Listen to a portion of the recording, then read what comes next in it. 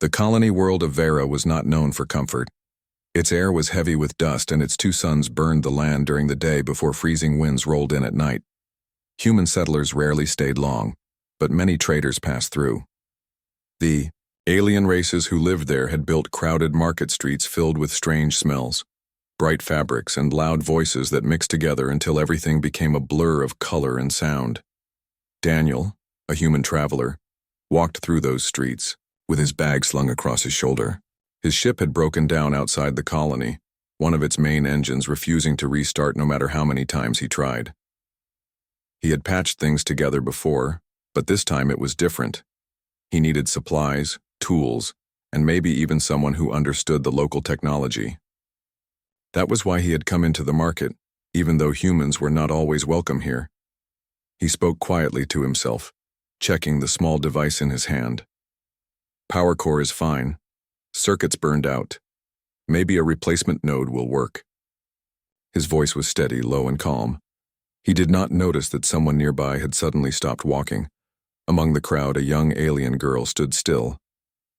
Her race was known as the Falari, feline-like beings with sharp ears, long tails, and eyes that glowed faintly under the suns.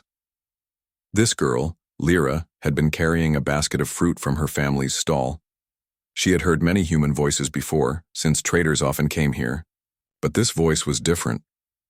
When Daniel spoke, Lyra felt something deep inside her stir.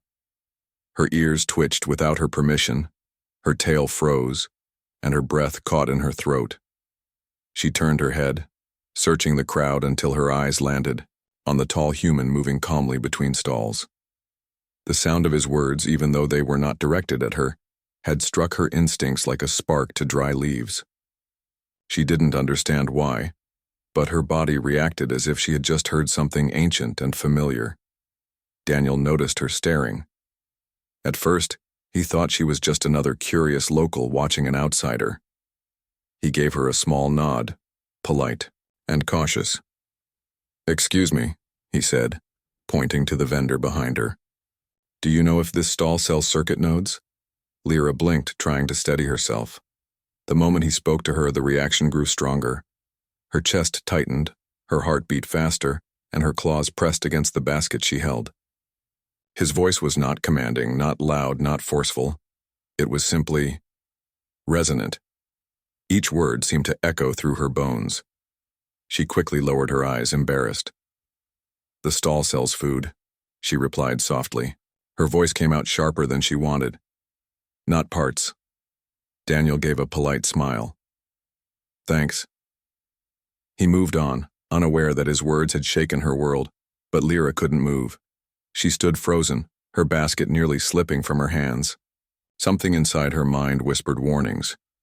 The old stories of her people spoke of rare voices that could awaken instinctual bonds in a Falari. It was said that those who heard such a voice would feel pulled toward its source, unable to ignore it. But that was just myth, wasn't it? Legends told by elders to explain strange feelings.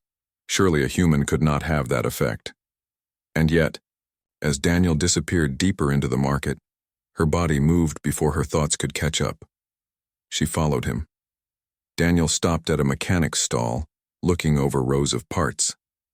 He picked up a small device and asked the seller a few questions. Lyra stood at a distance, pretending to look at jewelry from another booth. But her ears kept twitching every time he spoke. She could hear his voice clearly even when others around him shouted and bargained. Her instincts kept drawing her attention back to him. She tried to reason with herself. "I should go back. I need to return the fruit to my family." But her legs stayed rooted. The pull was too strong. She had never felt like this before, not around her people, not around anyone. It frightened her. Daniel, meanwhile, paid for a handful of tools. His credits were running low and he knew he had to fix his ship quickly before he ran out of money. He sighed and muttered under his breath, "If this doesn't work, I'll be stuck here for weeks." Lyra's claws dug lightly into her palm when she heard those words. That small sigh, the tone of quiet frustration, it sank into her instincts again. She swallowed hard, her throat dry. Why did it matter so much to her that he sounded worried? Why did her chest ache at the thought of him leaving, or staying without help? When Daniel turned to leave, she followed once more. By the time Daniel reached the edge of the market, the suns were beginning to set. Long shadows stretched across the dusty road leading back to the landing fields. He stopped to check his supplies, placing them back into his bag. That was when he noticed movement in the corner of his eye. The same alien girl from earlier was standing a few steps behind him, pretending to look at nothing in particular. He frowned slightly. "Are you following me?" he asked in a calm voice. Lyra's ears twitched, and her tail swished nervously. The way he asked, not angry, not accusing, but simply curious, made her chest tighten again. She looked away quickly. "No," she said too fast. "I was just walking." Daniel tilted his head. He could tell she was lying, but she seemed harmless. Her eyes darted everywhere but at him, and her claws tapped lightly against the basket she still carried. She looked more nervous than dangerous. "Well, careful out here," he said kindly. "Some parts of the colony aren't safe after dark." He adjusted his bag and began walking again. Lyra stood frozen, his voice, gentle, steady, protective, wrapped around her senses like a net. She wanted to walk away, to return home, to forget this strange pull. But her instincts screamed the opposite. With her heart pounding, she took a deep breath and followed him once more, staying in the shadows. As Daniel reached the outskirts of the landing field, his small ship came into view. It was battered and dusty, resting on its landing struts with panels open on the side. He sighed, setting down his bag and kneeling beside the engine compartment. "All right," he muttered. "Let's see if I can bring you back to life." From behind a nearby rock, Lyra crouched low, her tail wrapped tightly around her legs. She watched him work, her golden eyes reflecting the last light of the setting suns. Every time he spoke, to himself, to the ship, even in quiet grumbles, her body reacted.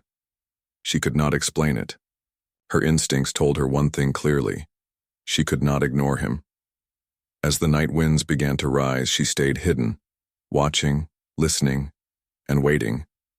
And Daniel, still unaware of the bond that had just awakened, continued working under the fading light, never realizing that his voice had already changed the course of both their lives. The night winds howled over the landing fields of Vera, carrying dust and the faint smell of metal from grounded ships. Daniel sat on the ground beside his small, battered craft, a wrench in one hand and a flashlight in the other. The panel was open, wires spread like tangled vines. He worked with quiet patience, muttering under his breath as he tested one circuit after another. From the shadows, Lyra crouched, her golden eyes following every movement. She told herself she would only stay for a moment, long enough to prove that her instincts were wrong, but minutes stretched into hours, and still, she did not leave. Every sound of his voice pulled her tighter into a web she couldn't escape. When Daniel finally sat back and rubbed his forehead, he sighed. "Nothing's working. I'll need more than spare parts this time." His words were not loud, but they carried clearly through the empty field. Lyra's ears twitched. The sound struck her chest with a strange warmth. She swallowed hard, pressing, her claws lightly into her palms. She knew she should go home. Her family would wonder where she was, but leaving felt impossible. At last, Daniel turned, and his eyes caught movement in the darkness. His hand went to his tool belt instinctively, but when the figure stepped into the faint light, he relaxed slightly. It was the alien girl from the market, the one who had been watching him. "You again," Daniel said, his voice calm but curious. "You followed me all the way here?" Lyra froze, clutching her basket. Her tail flicked nervously.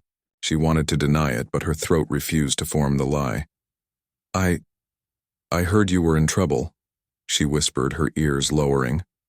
Daniel raised an eyebrow. "Trouble? It's just a broken ship. Happens all the time." He smiled faintly, trying to ease her nerves. "You don't need to worry about me." But her instincts did not agree. The tone of his voice made her heart beat faster. She stepped closer despite herself. "Your voice," she said before she could stop the words. Then she snapped her mouth shut, embarrassed. Daniel blinked. "My voice." Lyra's tail curled tightly around her legs. It sounds different. She turned her eyes away, heat rising in her cheeks. I don't know why. Daniel tilted his head, studying her. She was clearly uncomfortable, but she wasn't dangerous. In fact, she looked like she was fighting some inner battle.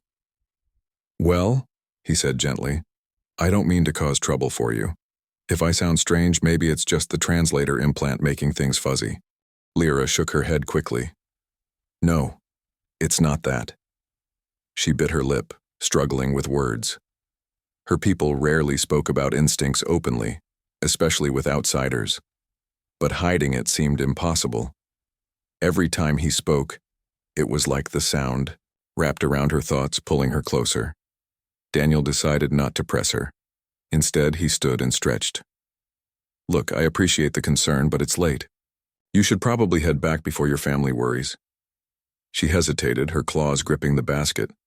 The logical part of her mind agreed, but her instincts screamed the opposite. Walking away felt like stepping into a storm without shelter. Finally, she blurted, I'll stay. Daniel frowned slightly. Stay? Out here? It's freezing at night.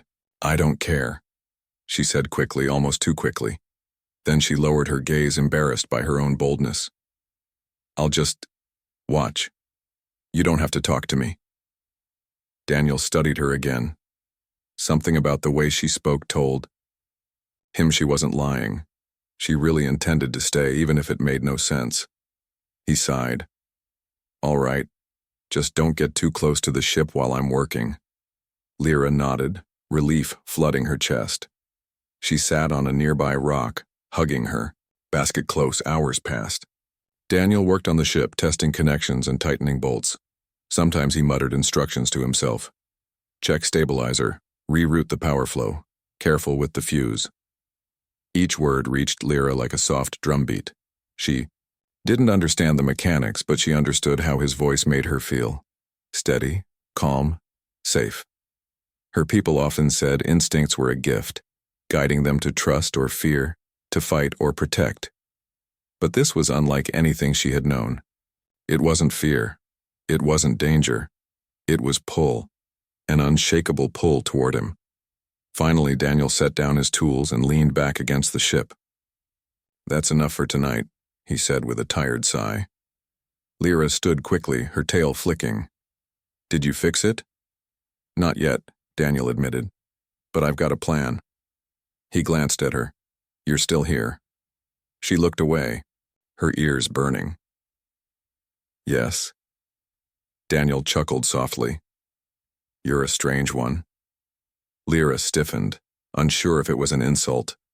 But when she looked back, his smile was kind. Not mocking, simply amused. For some reason, that smile made her chest feel lighter. The next morning, the suns rose over Vera, painting the sky in gold and red. Daniel packed his bag again, preparing to return to the market. To his surprise, Lyra was still nearby, sitting, quietly as if she had been waiting. You didn't go home? He asked, raising an eyebrow. I did, she said quickly. But I came back. Daniel rubbed the back of his neck. He wasn't sure what to do with her. She seemed determined to follow him, though he couldn't guess why. Finally, he decided it was better to accept her company than to argue. All right then. If you're coming with me, you might as well help carry something. Her ears perked. She stepped forward eagerly, taking a small toolkit from his hands. The moment his voice gave her that simple instruction, her chest tightened. Again. Obedience wasn't in her nature. Falari were proud, independent. But when he asked, it felt natural to agree. As they walked through the dusty streets together, others began to notice. Falari merchants glanced at Lyra, whispering to one another. A young girl carrying tools for a human traveler. It was unusual, even suspicious. Lyra ignored the stares, but Daniel could feel the tension growing around them. He leaned closer and whispered, Are people going to be upset you're with me? Lyra's tail swished nervously. Yes. Then why stay? She didn't answer, at first. Then softly she said, Because I can't not stay. Daniel slowed his steps, the weight of her words settling on him. He didn't understand what she meant, but he could see the truth in her eyes. She wasn't joking. Something deep inside her truly bound her to him. By midday, they reached another row of stalls selling spare parts. Daniel spoke with the vendors, asking questions, bargaining, and checking prices. Lyra stood close, clutching the toolkit. Every time he spoke, she felt her body respond again. The sound of his words seemed to push away the noise of the market, making his voice the only thing that mattered. One vendor, a gruff alien with thick scales, frowned at Daniel. "Humans should not meddle in Filari matters," he said, his tone sharp. His eyes flicked toward Lyra. "Your presence is already causing trouble." Lyra stiffened. She expected Daniel to argue, but instead he simply said, "I'm just fixing my ship. I didn't mean to cause problems." His voice was calm, steady, respectful. That calmness disarmed the vendor, who grumbled but turned away. Lyra's claws dug lightly into her palms. She had expected to defend him, but his words had already smoothed the tension.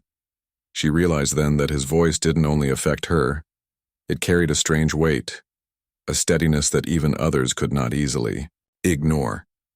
When they finally returned to the landing field, Daniel set his new supplies down and began working again. Lyra stayed at his side, passing him tools when he asked.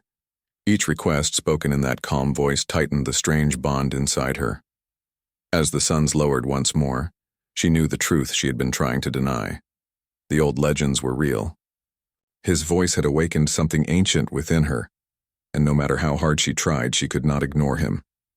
The suns of Vera hung high in the sky when Lyra returned home that day. Her tail drooped low, and her basket was empty. She had spent the morning following Daniel instead of helping at her family's stall. The marketplace had already filled with voices and scents, but Lyra moved quietly, slipping through the side paths until she reached her clan's dwelling. The Filari clan homes were carved from stone and decorated with banners of red and gold. Inside, her mother waited with folded arms and sharp eyes. "Lyra," she said firmly, "where have you been?" Lyra froze. She had never been good at lying, and the warmth in her chest whenever Daniel spoke made it even harder to keep secrets. "I was at the market," she answered weakly. Her mother narrowed her eyes. "With who?" Lyra hesitated, her ears lowered. "A traveler," she admitted.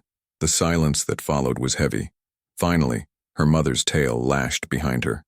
"A human." It was not a question. Lyra's claws curled into her palms. "Yes." Within hours, whispers spread across the clan. A young Filari girl seen carrying tools for a human. A girl seen walking beside him, lingering close as though bound. By evening, the elders had called for her. The council chamber was lit by torches, their flames flickering against the stone walls. At the center sat 3 elders, their fur streaked with gray, their golden eyes sharp. They had led the clan for many seasons, protecting its traditions and guiding its young. Lyra stood before them, her tail low, her ears flattened. Her heart pounded in her chest. "Lyra," the eldest said, his voice deep and steady. "We have heard troubling reports. You follow a human traveler, you obey his words, explain yourself." Lyra's throat felt dry. She wanted to deny it, but the memory of Daniel's voice filled her mind. The way it steadied her, the way it pulled her closer. She could not lie about it. "It is true," she whispered. Murmurs filled the chamber. The second elder leaned forward. "Do you understand what this means? The stories of our people speak of rare voices that awaken instinct, bonds we do not choose. You would let yourself be ruled by an outsider?" Lyra's claws dug into her palms. "He does not rule me. He does not even know what is happening. But when he speaks, I cannot ignore it. My body listens, even when my mind does not want to." The elders exchanged grim looks. The third elder spoke coldly. "Then you must cut the bond. Stay away from him. If you continue, you endanger the balance of our clan. We cannot allow old instincts to tie us to a human. They bring only change and chaos." Lyra lifted her head, her eyes burning with quiet fire. You speak of choice, but I have no choice. My instincts, they won't let me walk away. The eldest slammed his staff against the ground. Then you must learn to fight those instincts. If you do not, you shame your people. That night, Lyra slipped out of her home and returned to the landing field. Daniel was already working under the pale light of the moons, his hands deep in the engine's wiring. When he saw her, he shook his head with a tired smile. You again? I thought you'd give up on me by now. Lyra's chest tightened at his words. I can't, she whispered. Daniel frowned, setting down his tools. What do you mean you can't? Her tail flicked nervously. She wanted to explain, but fear of the elder's anger pressed against her mind. Still, the truth pushed harder. My people say some voices awaken something inside us. Instincts we cannot control. When you speak it happens to me. Daniel blinked, caught off guard. My voice does that? Lyra nodded, her ears low. The elders say I should cut the bond, but I can't. Daniel rubbed the back of his neck. He had expected many challenges on his travels. Broken ships, hostile markets, even bandits. But he had never expected this. An alien girl tied to him by some instinct he couldn't even see. Lyra, he said carefully, I never wanted to cause you trouble. If my voice is doing something, maybe it's better if we stay apart. The moment he spoke those words, her body trembled. It felt like being torn in two. Her claws pressed into the ground. No, she said quickly, almost desperately. Don't say that. Daniel looked at her, surprised by the intensity in her eyes. She was trembling, but her voice carried determination. If you tell me to leave, I will hear you. But I don't want to leave. I want to stay. Daniel sighed, realizing the weight of her struggle. He sat down on the ground, motioning for her to sit as well. All right. Then tell me this. Why? Why stay, even if it means fighting your own people? Lyra sat across from him, hugging her knees. She stared at the ground for a long moment, then she whispered, Because when you speak, I feel safe. I feel like the world is less heavy. My instincts tell me you are someone I should not lose. Daniel's chest tightened. He wasn't sure what to say. He didn't understand her instincts, but he understood loneliness, fear, and the need for connection. Maybe this bond wasn't so different from what humans felt in their own way. The next day, the conflict became unavoidable. As Daniel and Lyra walked through the market, a group of Falari approached. Their leader, a tall warrior with golden fur, pointed a claw at Daniel. You will release her, he growled. You have bound one of ours with your voice. We will not allow it. Daniel raised his hands calmly. I didn't bind anyone. I don't even understand what's happening. Lyra stepped forward quickly. It is not his fault. It is my choice to stay with him. The warrior's eyes narrowed. Your choice or your weakness? You shame your clan, Lyra. You put us all at risk. A crowd gathered. Falari voices murmured in disapproval, some angry, some fearful. Daniel felt the tension rise around them like a storm. He wanted to step back to avoid the fight, but Lyra stood firm at his side. Enough, she said, her voice trembling but strong. I will not leave him. You can punish me, but I will not break the bond. The warrior snarled, his tail lashing. Then you have chosen exile. Daniel's eyes widened. Exile? Wait. But the decision was already spoken. The elder's authority carried weight and the crowd accepted it. Lyra was cast out from her clan. That evening, Daniel sat beside his ship, his mind heavy with guilt. Lyra sat across from him, her tail curled tight around her body. For the first time, her eyes looked lost.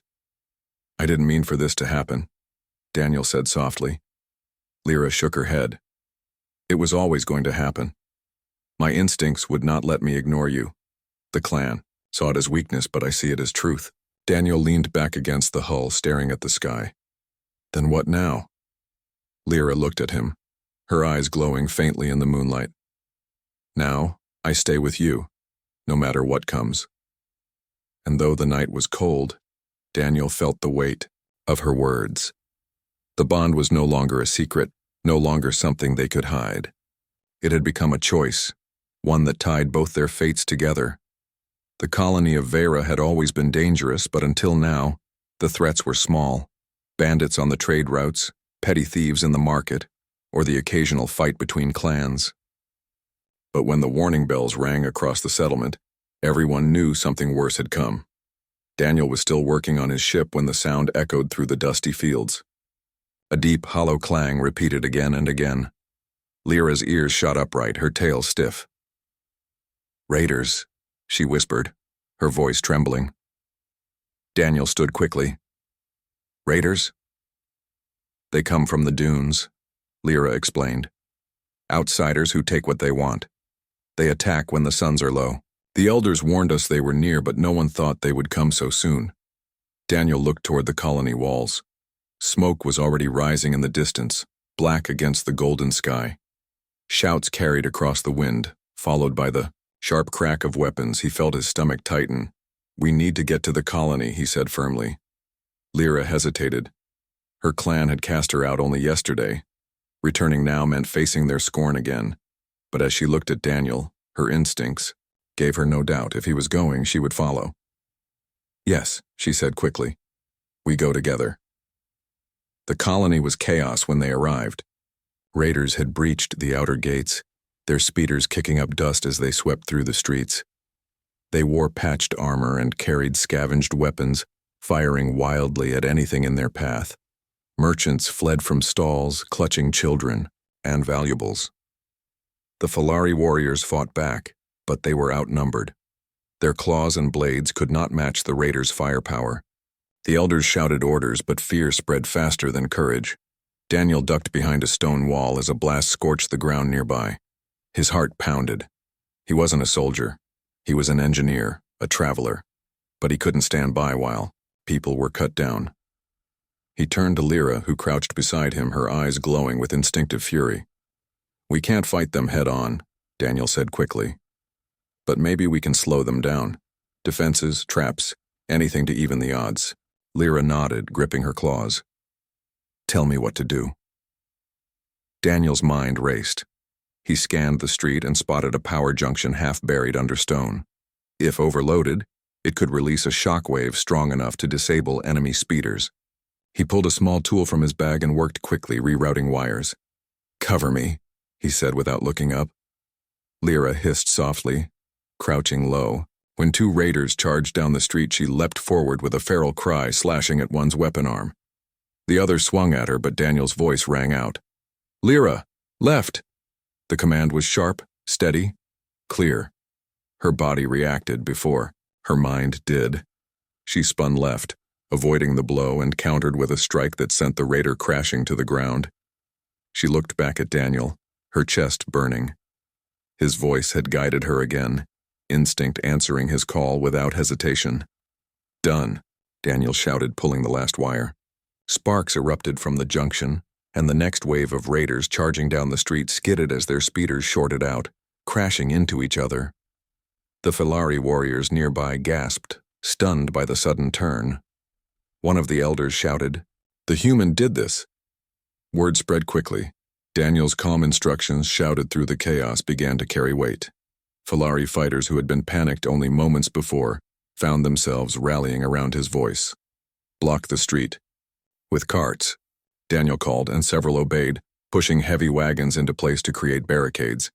"Keep the children in the temple, don't scatter," he shouted, and frightened families gathered together, safer in numbers. Every order was simple, clear, and confident. And every time he spoke, not only Lyra but others felt steadier. His voice cut through fear like a beacon in the storm. Lyra fought at his side with unmatched ferocity. Her instincts burned brighter now, every movement tied to the rhythm of his words. When he warned her, she dodged before danger struck. When he encouraged her, her strikes grew sharper. She was no longer fighting alone, she was fighting as part of something greater. The battle stretched into the night. Fires burned in the marketplace, lighting the streets in orange glow. Raiders tried to regroup, but Daniel's improvised defenses slowed them again and again. He redirected power lines to overload, turned water pumps into pressure cannons, and guided the Falari into formations that made their numbers count. Still, the enemy pressed hard. A group of raiders broke through near the council chamber, threatening the elders themselves.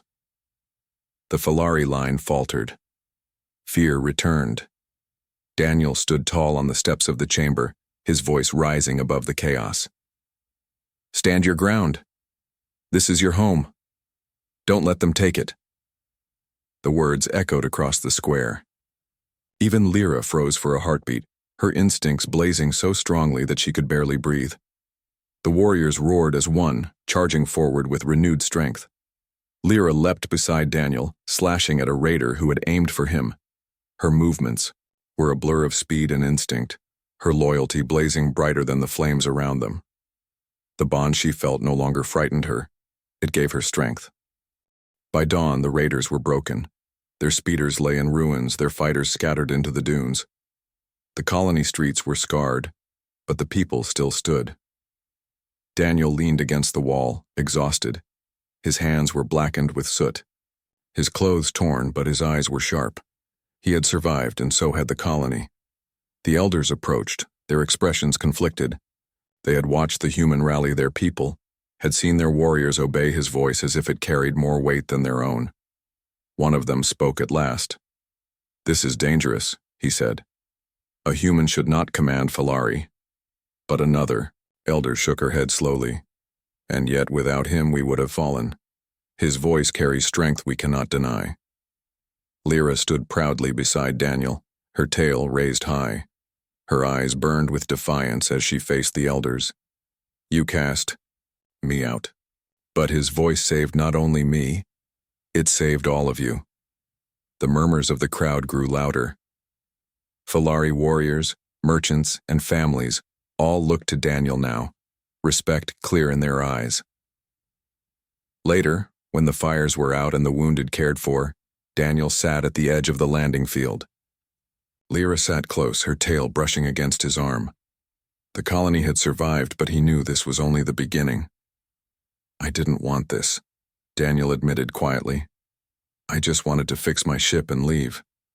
"But you stayed," Lyra said, softly. "You fought for us." "For me." Daniel looked at her. Her golden eyes glowed faintly in the early morning light. He realized then that the bond was not just her burden. Somehow his voice had tied them together. And maybe he didn't want to break that tie anymore. The colony of Vera was quiet after the battle. The smoke had cleared, though black scars marked the walls where fire had burned. Merchants returned to their stalls, repairing damage with tired hands. Children peeked from doorways, their wide eyes still holding fear from the night before. But beneath the silence, something had changed. Whispers filled the streets, not of loss, but of survival. Not of despair, but of the strange truth. A human's voice had guided the Falari through the storm.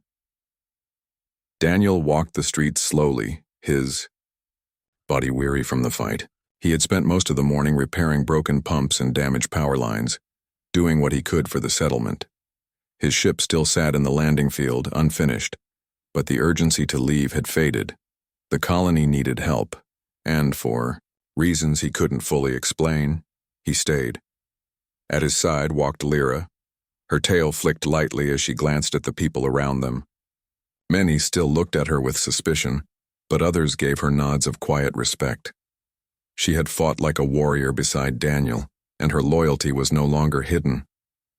"They see us," she whispered. Daniel gave a small smile. Hard not to, after last night. Later that day, the elders called for a gathering in the council chamber. Every Falari who could walk came, filling the hall with murmurs. Daniel stood near the back at first, unsure if he was even welcome. But Lyra tugged him forward, her claws curling around his sleeve. At the front, the eldest elder raised his staff. His voice was steady, but his eyes were troubled. "The raiders are defeated. The colony stands, but the price of survival was change, and change is not easy for our people." Murmurs rippled through the crowd. Another elder spoke, her tone sharp. The human's voice carried weight among us. Too much weight. Warriors obeyed him as though he were one of our own leaders. This cannot be ignored. But the third elder lifted her hand. Nor can we ignore that his voice saved us. Without his guidance, the raiders would have broken us. She looked at Daniel. You did not force our people. You gave them strength they had lost. Daniel shifted uncomfortably under their stares. I didn't come here to lead anyone. I only wanted to survive and help where I could. Lyra stepped forward boldly, her ears raised high. You call it danger, but I call it truth. His voice is not a chain, it is a light. My instincts awoke when I heard it, and I chose to follow it. And last night you all did too. The hall fell silent. The elders exchanged looks, but no one could deny her words. Finally, the eldest elder spoke again. Perhaps the legends of our ancestors were true, voices that awaken instinct, bonds that cannot be denied.